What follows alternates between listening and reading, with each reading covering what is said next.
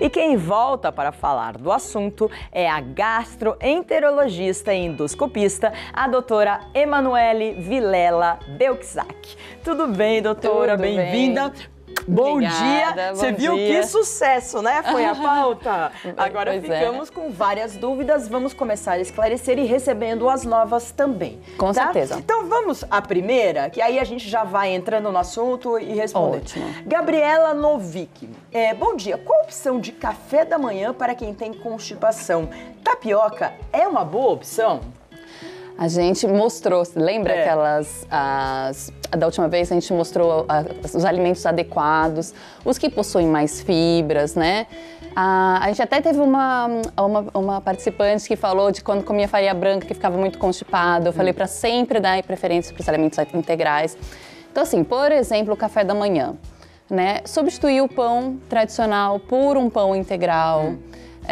Colocar frutas, fruta é excelente, né? O ideal é comer pelo menos 2 frutas por dia, dá preferência para comer por frutas com casca, então o café da manhã é um bom momento para isso. Na verdade, o paciente vai sentir muito como ele vai responder. Se ela, eu não sei como que é o hábito intestinal dela, se ela tem problema com isso. A Gabriela é nova, ela, pela foto. Assim, como comer tapioca não é problema nenhum, né? Ela não tem a quantidade de fibra que os alimentos integrais têm. Mas se ela tá bem adaptada a comer tapioca, hoje tá muito na moda, né? As pessoas comem bastante tapioca no café da manhã, não tem problema nenhum. Ela aveia, linhaça, aveia é excelente, tudo isso, aveia né? É excelente. Todos são tudo bastante rico em fibra. E líquidos, né? Sempre que eu falo, não adianta consumir a fibra sozinha, é preciso consumir o líquido junto. Então, assim, o principal é a água, consumir pelo menos 1,5 litro a 2 litros de água por dia, isso é o ideal.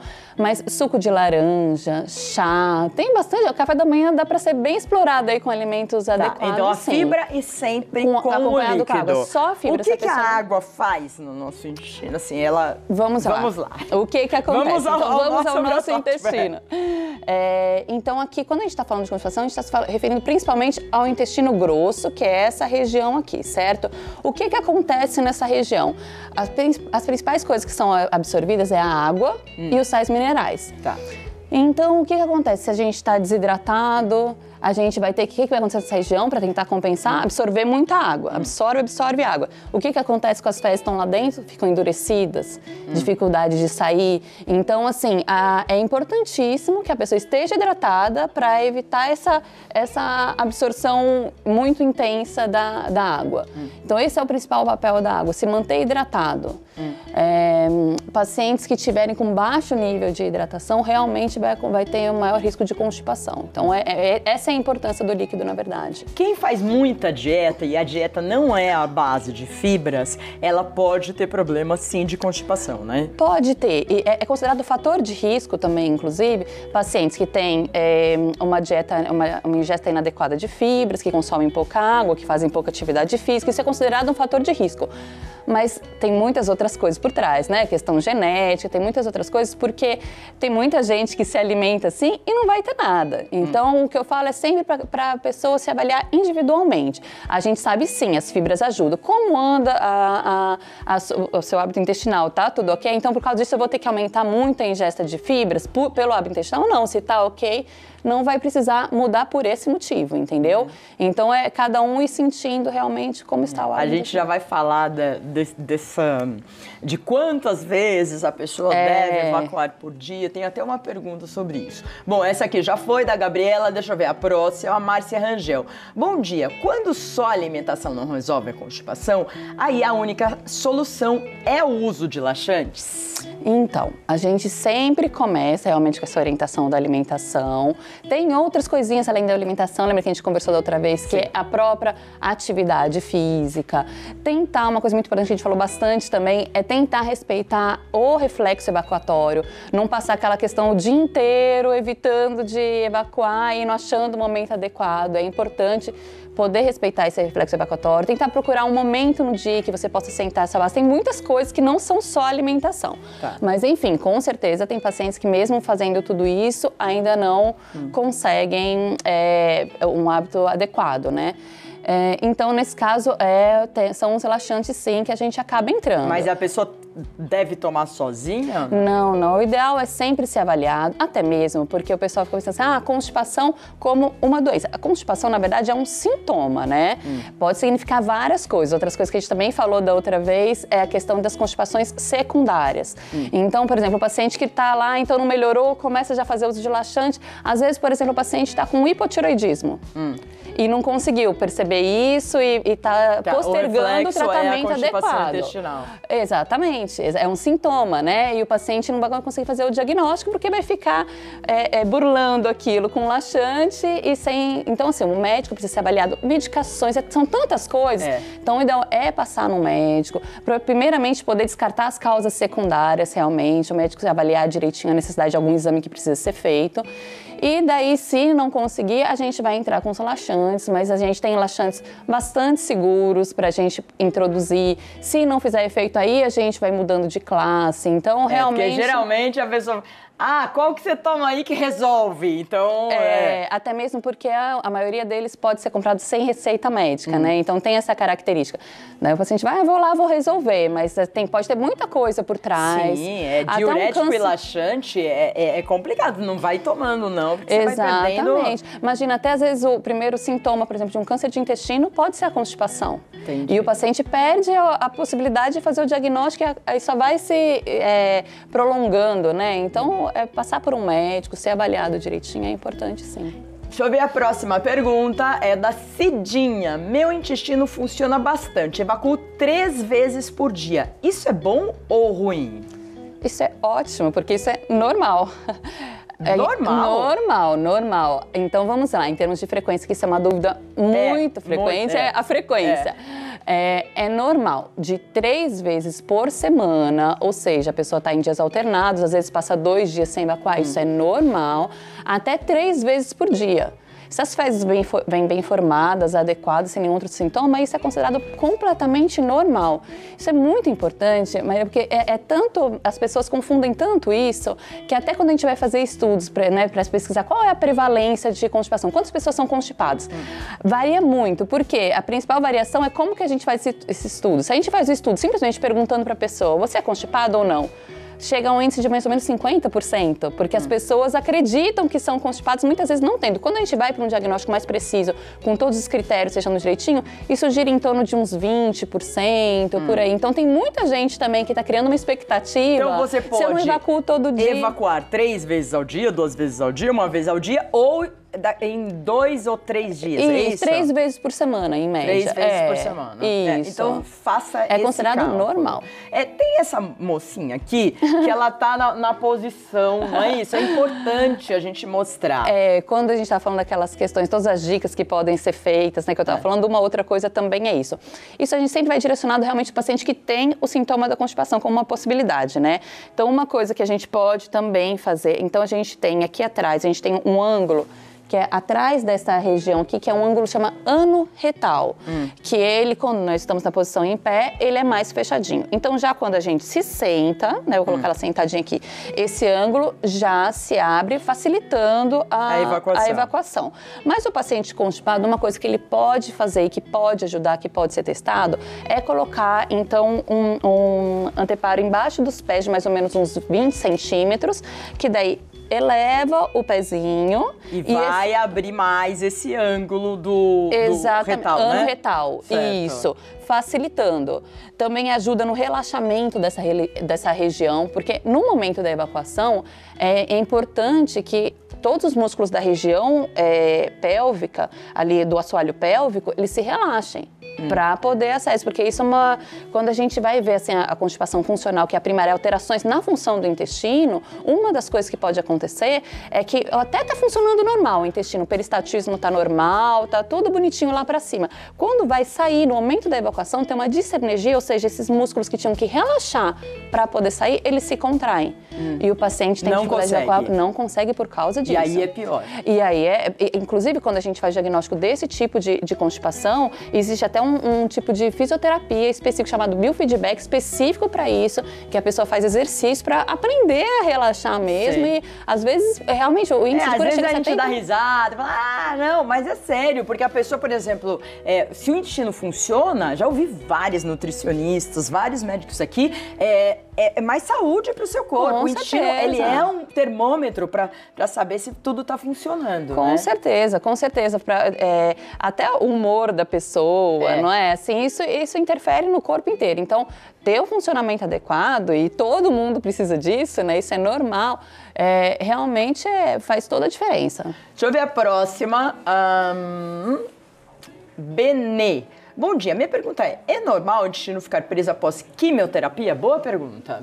Então, quimioterapia, como eu já falei até que ela pode ser responsável, ser secundária à constipação a diversas medicações, e com a quimioterapia também pode acontecer. Também pode acontecer diarreia, é comum o paciente com quimioterapia ter diarreia, mas isso vai depender de um monte de coisas, inclusive do tipo de quimioterápico que está sendo usado, que tem diversos tipos, mas isso pode acontecer e no caso o seu médico deve ser avisado para poder dar as medicações. Assim, sempre quando é secundário a qualquer tipo de medicação, a gente vai avaliar qual a melhor conduta.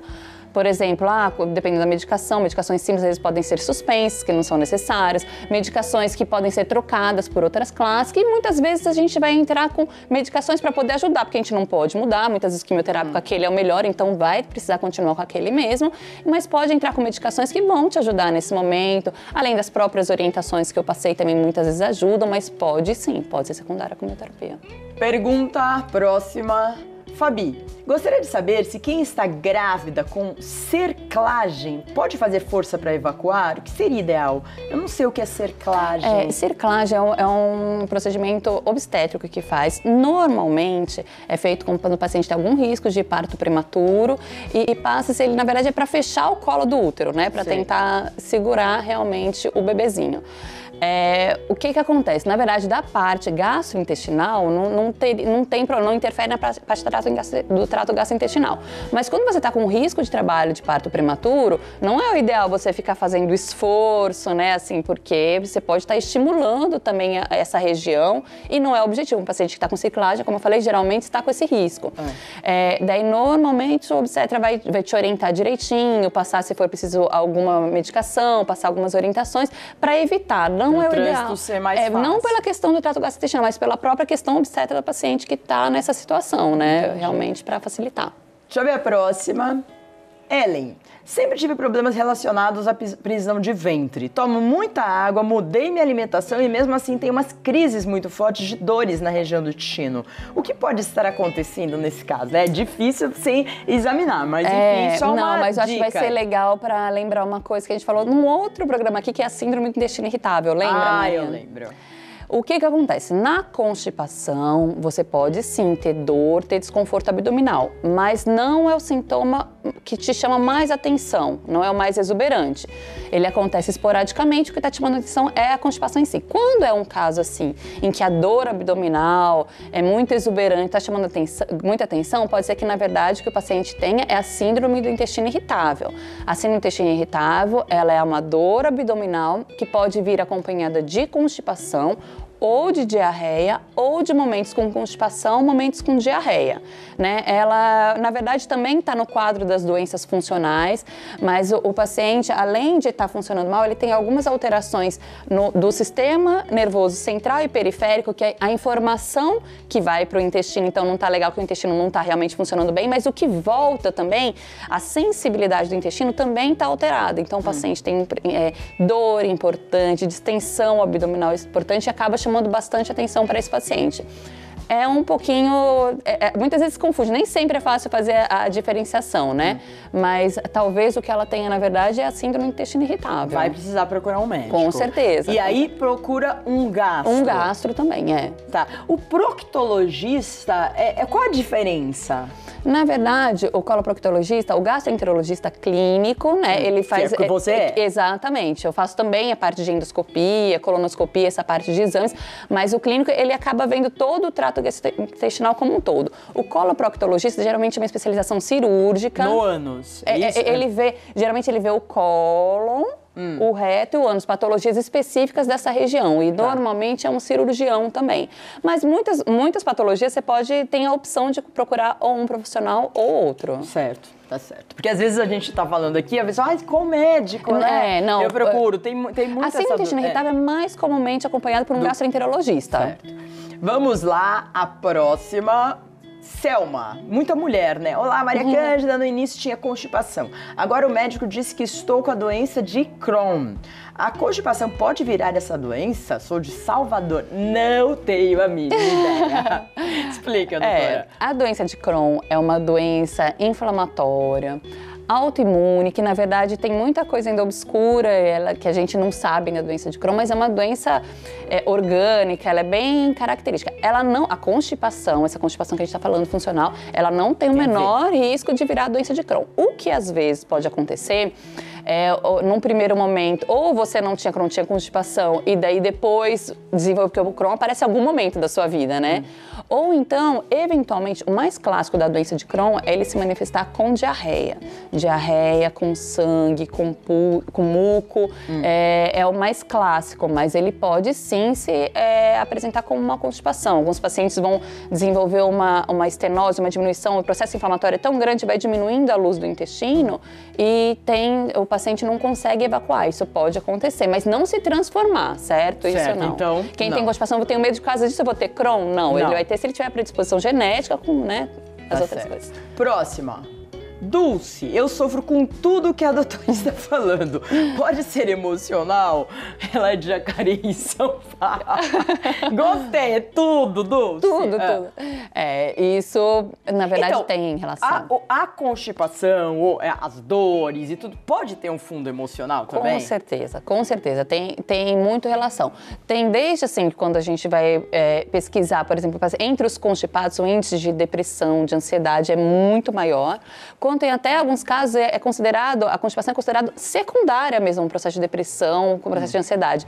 Tanto que pode ter paciente que a gente trata a depressão e o intestino volta a funcionar normalmente.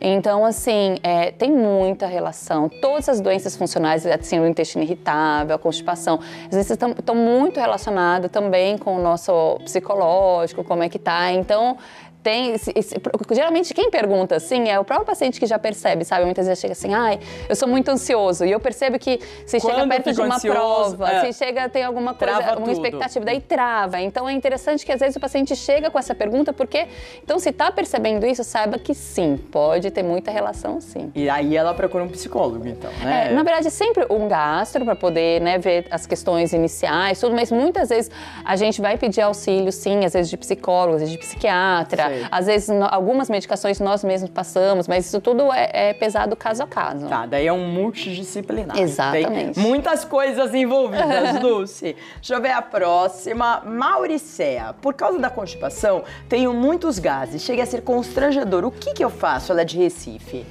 Então, na verdade é um conjunto. Os gases, é comum eles virem junto com a constipação, né, de ficarem presos, mas existem alguns alimentos que eles têm mais tendência a formar gases do que outro. Um pouco eu falei também, quando eu falei daquela dieta de FODMAPs, que são de alimentos que fermentam muito e formam muitos gases, mas de uma maneira geral, mais fácil, tentar tomar um pouco de cuidado com as fibras insolúveis em excesso, tá? Eu sempre tenho muito cuidado para falar isso, que o pessoal fala, então eu não vou comer fibra, na verdade. Não é isso que eu tô falando. Aquele paciente que tá com muitos gases, se ela percebe que ela não come fibra, na verdade, não. A gente vai ter que provavelmente normalizar o trânsito dela para poder e isso normalizar junto.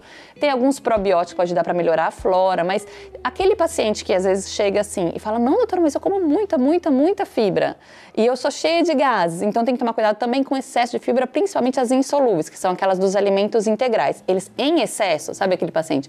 De manhã, pão integral, no almoço, arroz integral com macarrão integral, daí no meio da manhã, um açaí com granola, depois uma barrinha de cereal. Então, mas se você tá indo bem, maravilhosamente, Tá bom. continue assim, a fibra é boa. Mas eu digo aquele paciente que tá com a queixa dos gases em excesso, às vezes também pode estar passando, observe como é o seu hábito, né? Se tá com gás e tá com esse excesso de fibra, às vezes, sabe, às vezes o pessoal agora, academia, faz muita academia, come muita fibra, tem um hábito até bastante saudável, mas às vezes chega só com queixa, mas meu abdômen fica desse tamanho, minha barriga incha. E daí a gente maneirando um pouquinho também no excesso das fibras insolúveis, a gente também consegue melhorar isso. Você falou de probiótico. Várias nutricionistas indicam e receitam probiótico hoje para restaurar a flora. Isso ajuda mesmo? Já tem, não são todos probióticos, mas já tem muitos probióticos estudados que ajudam na constipação. Tem sim, isso já é mostrado, é uma possibilidade, é uma das possibilidades que a gente tem para o tratamento. Não consigo garantir que vai adiantar para todos, mas é uma das possibilidades e vale a pena ser feito, assim, dentro desses que são estudados, vale a pena ser feito. O que o probiótico faz? Ele vai, o que acontece? Nós temos no nosso intestino, no intestino grosso, então nessa região que eu tô falando mesmo, aqui vivem um monte de bactérias. Isso é normal, isso é saudável, elas nos ajudam, inclusive. Então, elas dependendo de quais bactérias estão se multiplicando, pode dar alguns sintomas, né? Então, o intestino pode ficar mais preso, pode ficar mais solto, pode formar mais gás, menos gás. Elas fermentam o alimento, então formando gás. Então, às vezes, hoje em dia a gente não chama mais de flora, a gente chama de microbiota, mas é a flora mesmo. A microbiota, às vezes, ela pode estar com alguns desarranjos que quando a gente coloca lá novos bichinhos, porque o probiótico é um bichinho. É o bichinho mesmo que a gente vai colocar lá.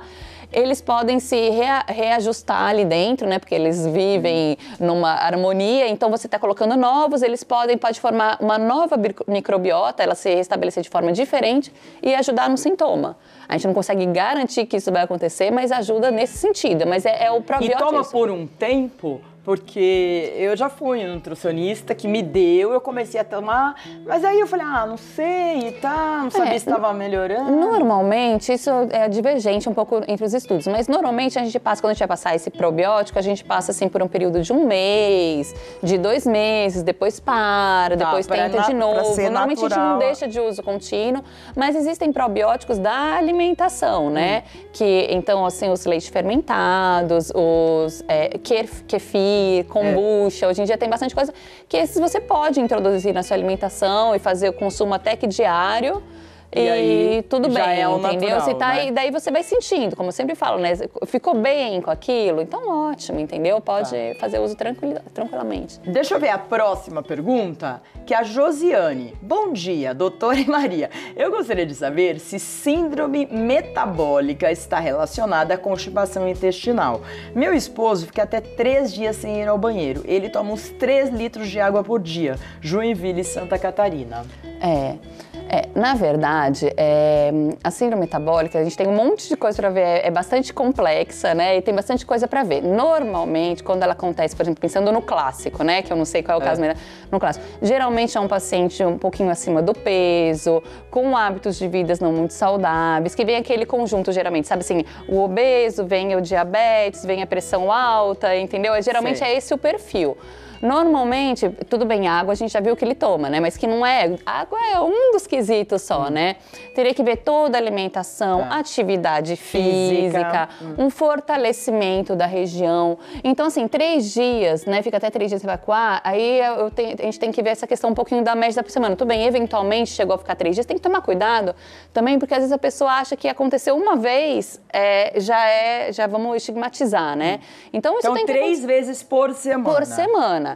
Se eventualmente ele fica indo 2 vezes por semana, já viu, são 2 vezes por semana e toda semana é assim. 2 vezes. Então, realmente, em termos de frequência, está abaixo. Mas aí tem as outras questões. As fezes estão endurecidas, precisa de muito esforço para evacuar, tem que fazer alguma manobra manual para ajudar. Muitas vezes o paciente faz compressão de períneo, essas coisas. São muitas coisas, a sensação de evacuação incompleta, a sensação de alguma coisa obstruindo na hora de sair, para a gente poder ver se é um caso de constipação mesmo. Em sendo, provavelmente ele tem grande chance de ter esses outros problemas, de não praticar atividade física adequadamente, o tipo de alimentação, pensando que se ele tem síndrome metabólica... procurar, né, um médico. Um gastro, você acha melhor? Ele, não sei se ele já está em acompanhamento com algum endocrinologista, às vezes o próprio endocrinologista pode ajudar, e normalmente quando está com outro especialista, que o especialista está com alguma dúvida, acha melhor encaminha para o gastro vem em conjunto. Entendi. A Josiane respondida. A próxima, Rosana, bom dia. Meu marido, a mulherada, o marido não perdeu, a mulherada pergunta. Meu marido fez retirada da próstata há 10 dias, está com prisão de ventre. Ele pode usar supositório? Então, na verdade, ainda no pós-operatório, às vezes o paciente fica, né, mais sossegadinho, mais... Que não faz atividade nenhuma, então segura mais, Exatamente, né? Exatamente. E sempre que é um caso cirúrgico, eu sempre falo assim, qualquer medicação que for fazer uso, sempre fala com o cirurgião que fez. Eu não sei qual procedimento que ele fez, né, eu não sei por qual via foi feita a retirada da próstata, são muitas coisas que podem variar para poder dizer isso. O que eu consigo te dizer é que um supositório de glicerina, que ele só faz a função de lubrificar, ele é considerado bem pouco invasivo, bem tranquilo. Mas antes tem que conversar com o médico que fez, para saber por qual via que fez, qual procedimento e para saber se pode ou não usar. E por que tá tendo essa prisão de ventre? Mas... Às vezes pode ser isso, tá? Pode ser uma coisa, porque do jeito que ela passou, me parece uma coisa meio pontual, né? Que começou, operou, é uma coisa recente, né? De 10 dias. Então, às vezes, o paciente muda a alimentação no pós-operatório, fica mais acamado, né, tranquilão, e acaba, às vezes, prendendo por um período, tá? Alguma medicação que ele pode estar fazendo uso do pós-operatório também pode estar prendendo. Então, tem muita coisa que tem que ser vista, que às vezes pode ajudar sem nem precisar. Tirar a dúvida com o próprio médico, né? Deixa eu ver a próxima. Nós temos a Tamires aí, Martinez. Bom dia, tenho problemas com o meu intestino. Ele só funciona à base de laxantes. Ai, Tamires, tenho medo de ficar refém deles. Acho que você já tá refém, Tamires. Existe algum tratamento? Fala aí, doutora. Então, e ela é novinha, ó. Então, o que acontece? Um outro tipo de constipação então, que a gente tem, eu citei, por exemplo, aquele que a gente tem, a gente chama de evacuação obstruída, que é essa dificuldade no momento de evacuar. Uma outra situação que a gente tem é o peristaltismo, então dessa região, certo? Que é o cólon, que a gente está falando, aqui está simbolizando só para a gente entender como que acontece. Então a gente tem um peristaltismo, que é uma onda que vai empurrando isso nessa direção, daqui para cá. Às vezes segura um pouquinho para absorver mais água, mas enfim, tem essa onda que faz essa propulsão das fezes. Alguns pacientes têm essa onda lentificada, a gente chama a constipação de trânsito lento. Então, nos casos mais exuberantes, que são comuns, assim, quando a gente vê essas histórias, às vezes mulheres, que às vezes desde criança fala assim, minha mãe tinha que ficar fazendo um monte de coisa para poder evacuar. Então, desde muito novinha, que não consegue só usando o laxante, se não usar, chega a ficar 10 dias sem evacuar. Quando a gente vem com uma história assim, muito exuberante, muitas vezes a gente tem o cólon catártico, aquele que a gente sabe que é muito exuberante e não tem jeito, vai precisar do uso de laxante. O que acontece? Existem alguns laxantes que são bem tranquilos, são os laxantes osmóticos, que eles não causam um tipo de dependência, que eles são bem tranquilos, que às vezes vão ser suficientes, mas muitas vezes não. A gente vai para a linha dos laxantes que são irritativos, que eles realmente eles agem direto no nervo, na inervação do intestino para poder funcionar mesmo.